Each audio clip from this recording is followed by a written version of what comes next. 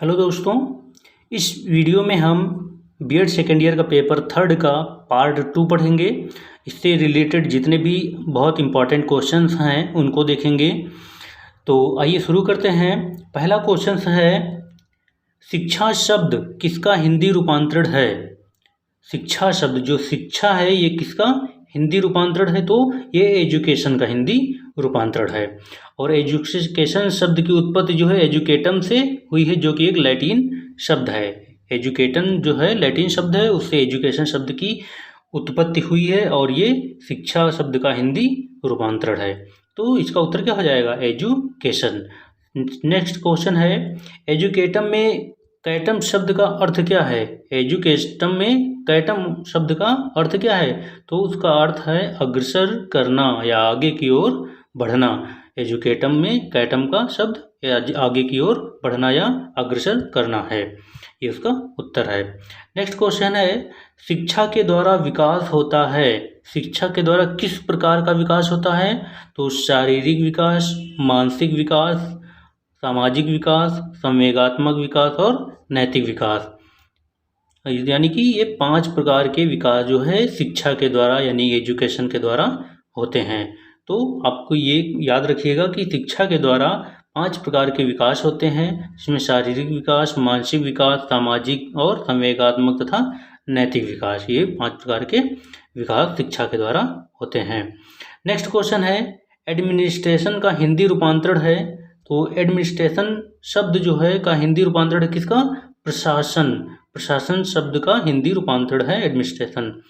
और इसकी उत्पत्ति जो है, प्रशासन की उत्पत्ति लैटिन भाषा से हुई थी और ये एडमिनिस्ट्रेशन शब्द का हिंदी रूपांतरण प्रशासन हो जाएगा और इसकी उत्पत्ति लैटिन भाषा से हुई है। और प्रशासन का अर्थ क्या होता है? तो प्रशासन का अर्थ होता है सेवा करना। प्रशासन का अर्थ सेवा करना होता है, सेवा करना। और शिक्षा की प्रक्रिया से हित होता है, किसका होता है? व्यक्ति एवं समाज दोनों का। शिक्षा की जो प्रक्रिया होती है उससे किसका हित होता है? व्यक्ति और समाज दोनों का हित होता है शिक्षा की प्रक्रिया से। तो इसका ये उत्तर सही हो जाएगा। अगला क्वेश्चन है, शैक्षिक प्रशासन की आवश्यकता क्यों होती है? यानी शैक्षिक प्रशासन की आवश्यकता क्यों होती है? तो ऑप्शन दिए हैं, कार्यों की सुगमता के लिए, कार्यों की कुशलता के लिए, सरलता के लिए और उपयुक्त सभी। और इसमें इसका ऑप्शन हो जाएगा डी, यानी कि उपयुक्त सभी। यानी कि शैक्षिक प्रशासन की आवश्यकता कार्यों की कुशलता के लिए भी होता है और इसकी आवश्यकता कुशलता के लिए भी होती है, सरलता के लिए भी होती है और अन्य बहुत सारी आवश्यकताएं हैं जिनके लिए शैक्षिक प्रशासन की आवश्यकता होती है। तो इसके ऑप्शन जो है डी है, उपयुक्त सभी, ये सारे जो हैं ऑप्शन सही हैं। अगला है, बालक के सर्वांगीण विकास के लिए आवश्यक है। बालक के सर्वांगीण विकास के लिए आवश्यक है। ऑप्शन दिए हैं, शैक्षिक प्रशासन, विद्यालय, पुस्तकें और सहायता। यानी कि 4 ऑप्शन दिए हैं। तो इसमें से जो ऑप्शन नंबर ए है यानी शैक्षिक प्रशासन, शैक्षिक प्रशासन के द्वारा ही बालक के सर्वांगीण विकास किया जा सकता है और इसीलिए इसका ऑप्शन नंबर ए जो है सही हो जाएगा। शैक्षिक प्रशासन यानी कि बालक के सर्वांगीण विकास के लिए शैक्षिक प्रशासन आवश्यक है। अगला क्वेश्चन देखते हैं, लोकतंत्र को सुदृढ़ बनाने की दृष्टि से शिक्षा में किस प्रकार के प्रशासन की आवश्यकता है? लोकतंत्र को सुदृढ़ बनाने की दृष्टि से शिक्षा में किस प्रकार के प्रशासन की विकास की आवश्यकता है? तो लोकतंत्रीय प्रशासन। इसका उत्तर क्या हो जाएगा? लोकतंत्रीय प्रशासन, ये इसका उत्तर हो जाएगा। तो आइए दोस्तों, इसका कुछ टॉपिक जो है शैक्षिक प्रशासन है उसको थोड़ा विस्तार से समझ लेते हैं ताकि इस पॉइंट से, इस टॉपिक से कोई भी ये प्रश्न आपका ना छूटे। तो शैक्षिक प्रशासन समझेंगे, इसका अर्थ समझेंगे, रूप है और इसकी ऐतिहासिक पृष्ठभूमि समझेंगे।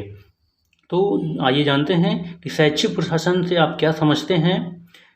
शैक्षिक प्रशासन से आप क्या समझते हैं? शैक्षिक प्रशासन के क्षेत्र कौन कौन से हैं? तो शैक्षिक प्रशासन का अर्थ, परिभाषाएं। तो इसका शाब्दिक अर्थ क्या है? शिक्षा प्रशासन 2 पूर्ण शब्द से मिलकर बना है, शिक्षा एवं प्रशासन। यानी शिक्षा का अर्थ क्या होगा? शिक्षा शब्द का अंग्रेजी शब्द है एजुकेशन, इसका हिंदी रूपांतरण है। शिक्षा शब्द अंग्रेजी शब्द एजुकेशन का हिंदी रूपांतरण है और जो कि इसकी उत्पत्ति लैटिन भाषा के एजुकेशन से हुई है, जो कि इस दो शब्द ई तथा कैटम से मिलकर बना है। ई का अर्थ है अंतः या अंदर और कैटम का अर्थ होता है आगे बढ़ना या अग्रसर करना। इस प्रकार शाब्दिक अर्थ में बालक में अंतर्निहित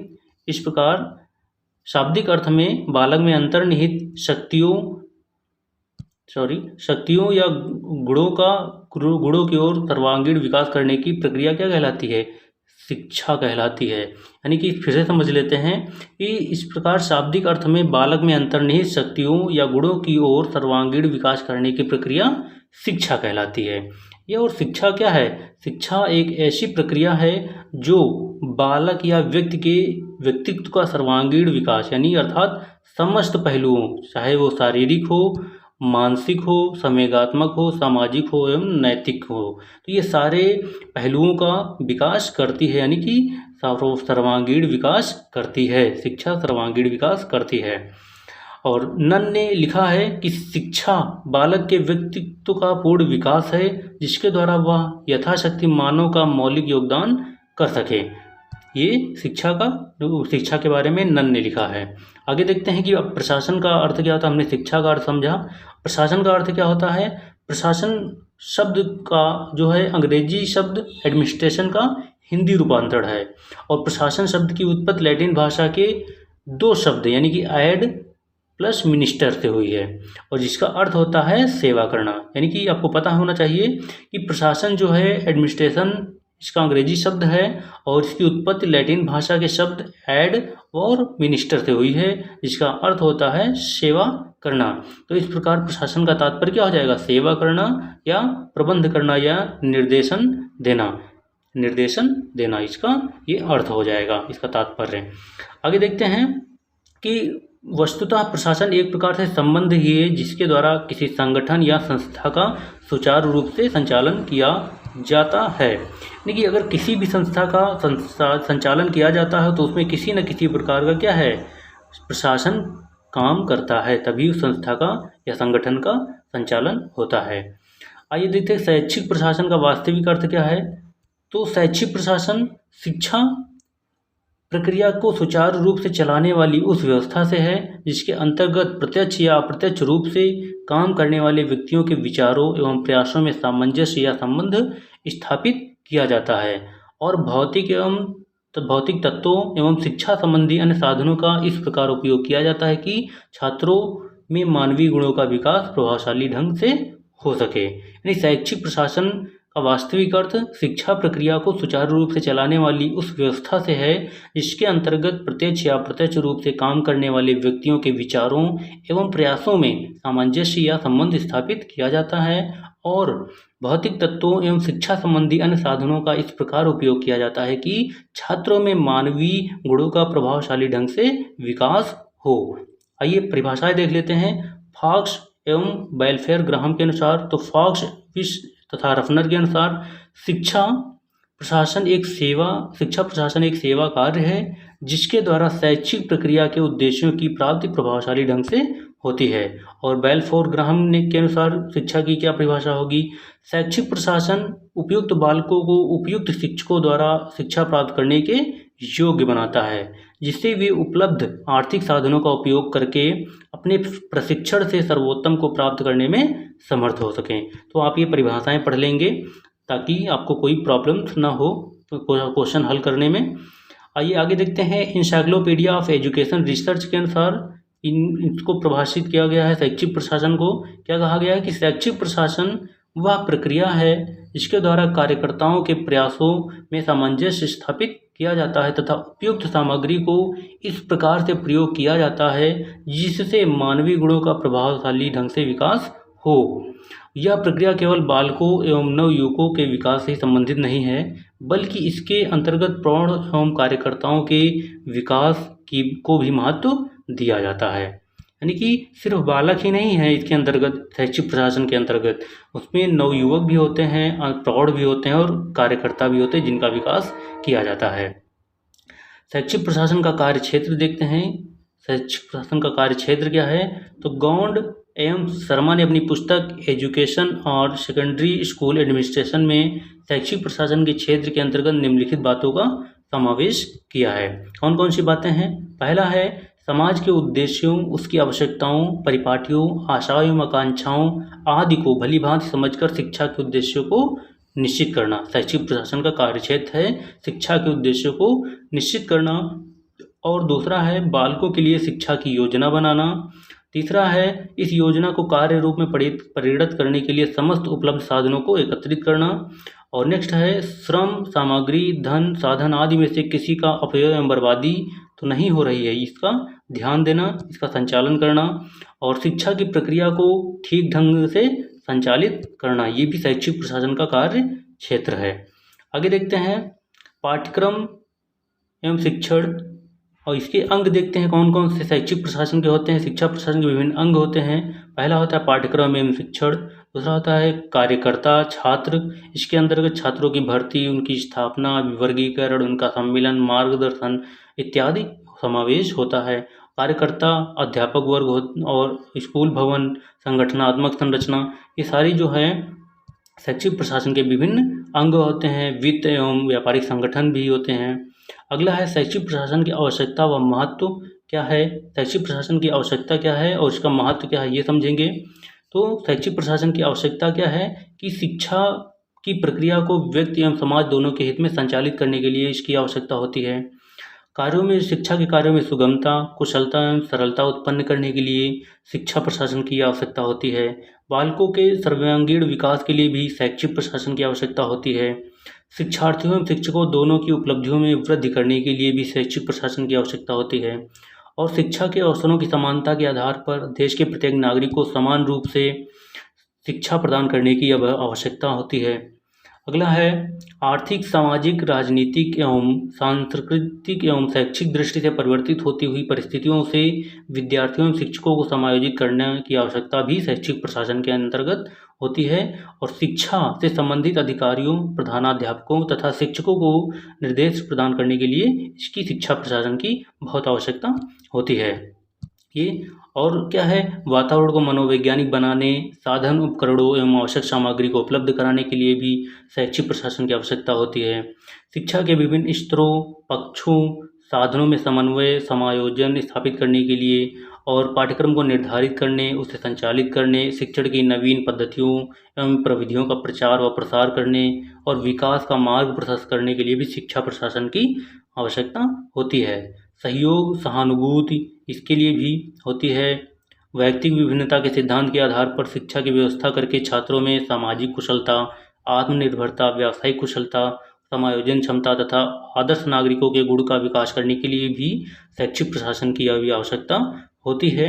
और शिक्षा व्यवस्था या संगठन के कार्य को सरल बनाने के लिए भी शिक्षा प्रशासन की आवश्यकता होती है। और शैक्षिक नीतियों एवं योजनाओं को निर्धारित करने, क्रियान्वयन करने, सब मूल्यांकन करने के लिए भी शिक्षा प्रशासन की आवश्यकता होती है। शिक्षा पर नियंत्रण करने, पर्यवेक्षण करने के लिए भी शैक्षिक प्रशासन की आवश्यकता होती है। और देश में लोकतंत्र को सुदृढ़ बनाने की दृष्टि से शिक्षा में लोकतंत्री प्रशासन की आवश्यकता, विकास करने के लिए आवश्यकता होती है।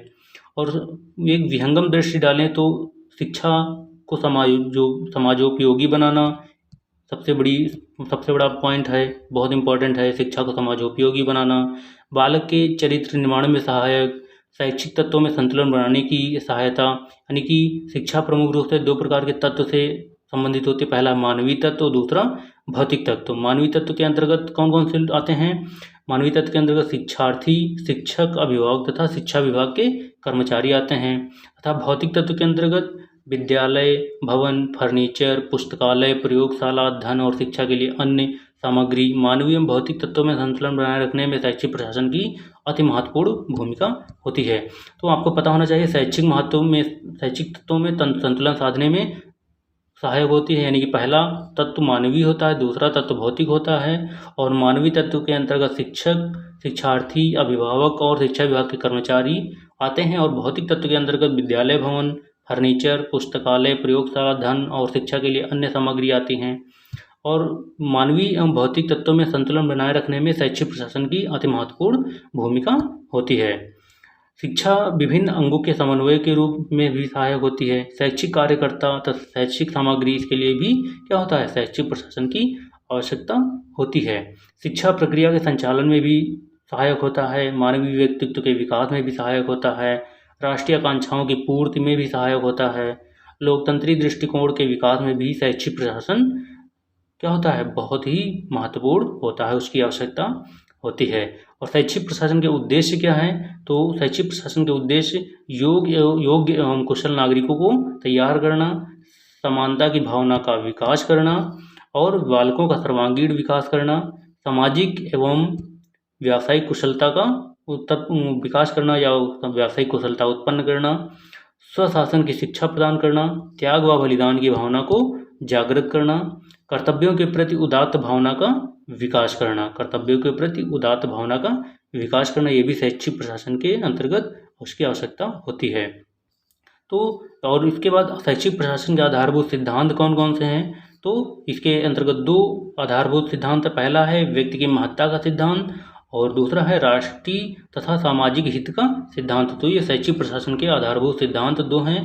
पहला है व्यक्ति की महत्ता का सिद्धांत, दूसरा है सामाजिक तथा राष्ट्रीय हित का सिद्धांत। तो ये 2 इम्पॉर्टेंट सिद्धांत हैं। तो दोस्तों, आपको ये वीडियो लेक्चर कैसा लगा? अगर अच्छा लगा है तो आप हमें इसे वीडियो को लाइक कर दीजिए, कमेंट करके बताइए कि आपको वीडियो कैसा लगा। और चैनल को अगर अभी तक सब्सक्राइब नहीं किया है तो चैनल को सब्सक्राइब कर दीजिए और हमारे वीडियो को लाइक कर दीजिए, शेयर भी कर दीजिए। फिर मिलते हैं अगले वीडियो में। धन्यवाद।